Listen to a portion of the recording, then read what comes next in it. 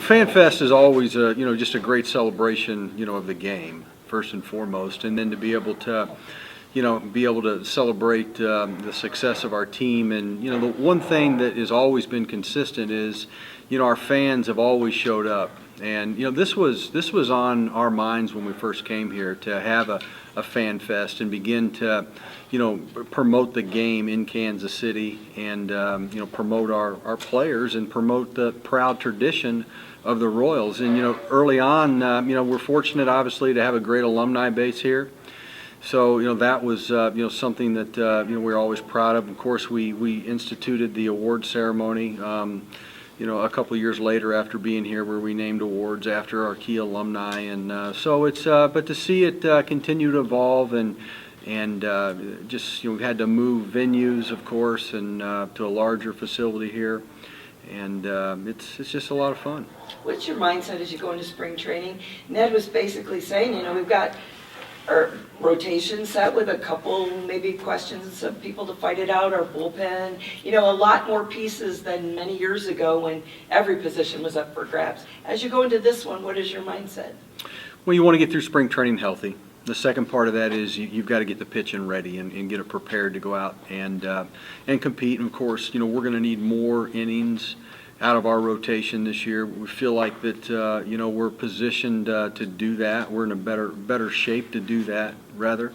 Our bullpen should still be very efficient and consistent. But the one thing that we've got to manage is the workload in spring training as well, because we've played an extra month each year, and we've taken it all the way into deep into October, and this year into November. So we're going to have to manage the arms and the health well.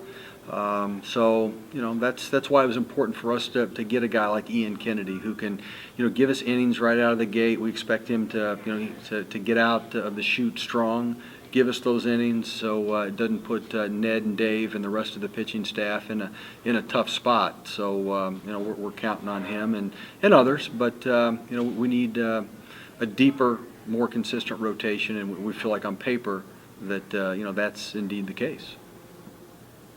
Does anybody else want to ask a question? I can keep going. Dayton, I see on your windbreaker there the Champions logo. The players now have the patch on the sleeve.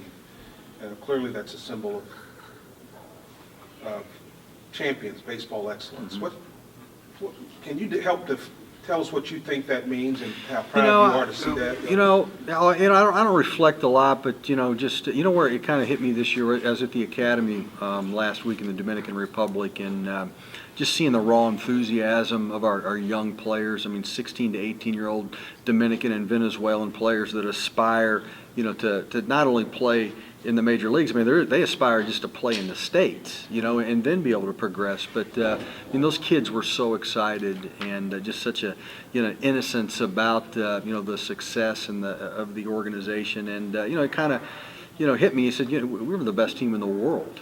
So it's good. I mean, it's obviously what you aspire to do. But we've always been just so focused on each and every day. We've never really been attached to the outcome where we got to win a World Series. Of course, that's the goal. I mean, that's what you build and you strive for excellence. And in our field, it's winning a World Series. But we've always just been so focused on just trying to get better each and every day. And so I mean that remains the focus. People ask, how are we going to do it again? How are we going to do it again? Well, we're just going to keep doing what we've done. Just keep trying to, look for those warning signs in players and staff members that perhaps, we need to address and correct, and just keep, trying to put the best team we can on the field each and every night. In a league that has exploding payrolls and exploding player salaries, how hard is it for you guys to not have to overspend or try to overextend to get a player that maybe some say could be worth $100, $150, $200 million? I know the Royals are one of the few organizations that still haven't paid a player $100 million. Alex Gordon just now getting the largest salary. It's a challenge. It really is. I mean, and that's what we've got to do is just continue to develop our own players. Coming through the farm system, you have to have that balance on your 25-man roster, you're going to have to, if you're really good, you're going to have players that are making a lot of money, and then you're going to have a transition of, 2 to 3 players every year that are coming through your farm system that need to turn into everyday players, solid rotation starters with a chance to emerge as frontline starters. Certainly mix in the bullpen where they can be impactful. But that's what we have to continue to do, and we got to try to manage that. And most clubs have the same issues. I mean, there's very few markets in our game that can just go out and outspend. We get one move to some markets 2 and 3. That's just the way it goes. But we're not. We don't make excuses for it. We just got to continue to build from within. And the other part of that is we're picking late now. We have less money to spend internationally because of the new rules. We're picking late. We signed Ian Kennedy. We lost a draft pick. I don't think we picked till 66th. It's. To me, it's a great challenge. It's a great challenge for our scouting staff. One of the things that we all understand. We saw it. We saw it play out last year in Game 5. Really a low-profile Venezuelan player, wasn't on the radar, got a blue pit, a 50th rounder. We don't even have 50 rounds anymore in baseball. Came in and pinch ran, stole the base, and then you had the first rounder, get a base hit to drive him in. So, in our game, the talent can come from, every selection, and our goal is to try to sign a major leaguer with every pick. And of course, internationally, the players that have been most productive were given the least amount of money. Salvador Perez wasn't signed for a lot of money. Kelvin Herrera wasn't signed for a lot of money. Yordano Ventura wasn't signed for a lot of money. Danny Duffy was a third rounder. Gerard Dyson was a 50th rounder. So, but that's the challenge we have, going forward, is just continue to keep that farm system strong.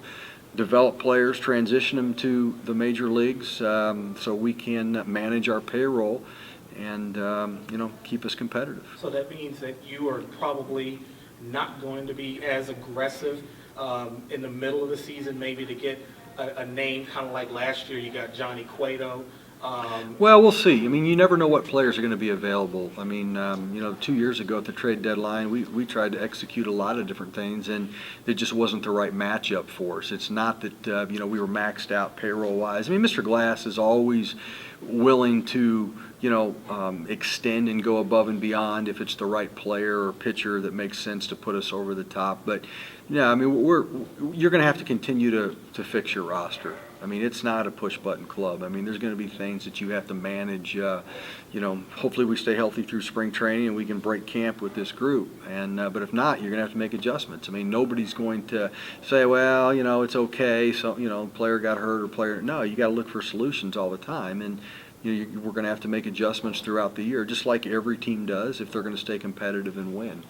Arbitration, you have a clean record. You haven't gone all the way yet. Will that stay that way this year? We'll see. I don't know. I mean, it's. Are you and Moose's people talking? Well, yeah, of course. But, we had several players this time last year. I mean, Hosmer wasn't signed. Kane wasn't signed. Mustakis wasn't signed. Help me out. I mean, there's others that probably weren't signed. 7 or 8. Yeah, at this time last year. So, those they take care of itself. I mean, we Jin Wong and Scott Sharp, work every single day and along with the appropriate representative and, try to get deals done. And we've always wanted to be fair, and, our players understand that. And, so we'll see what happens. You talked about Salvi. Are you guys talking about trying to get him a different deal?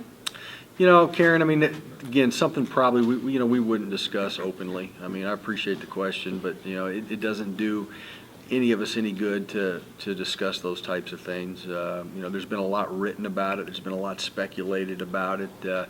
Salvi is a cherished player for us, and we love him. We want him here, and we will do our best to keep all of our players here, our talented players here, as long as we can.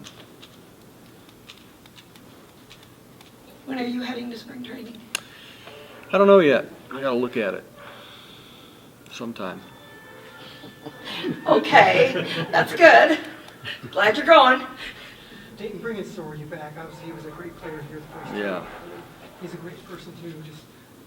You couldn't find a better fit, could you? Now, we love Joakim. I mean, he was terrific player for us, obviously, 11 innings in low A ball, and we Rule 5'd him. Louis Medina was the scout that actually discovered him, and it was just a great scouting by him, and, we were able to Rule 5 him, and then he made our club, and, everybody talks about the dominance of our bullpen, and it really occurred around that period of time when we were able to Rule 5 Joakim, and he went on that great roll, and then guys like Greg Holland could learn from him, and be able to pass the torch, and it's all so really the beginning of our good bullpens began with Joakim, and the tone that he set, the poise and the consistency and the efficiency, with his pitches, and the toughness to get people out. And so, we're really glad to have him back. And the neat thing about it, he said, look, whatever role you want me in.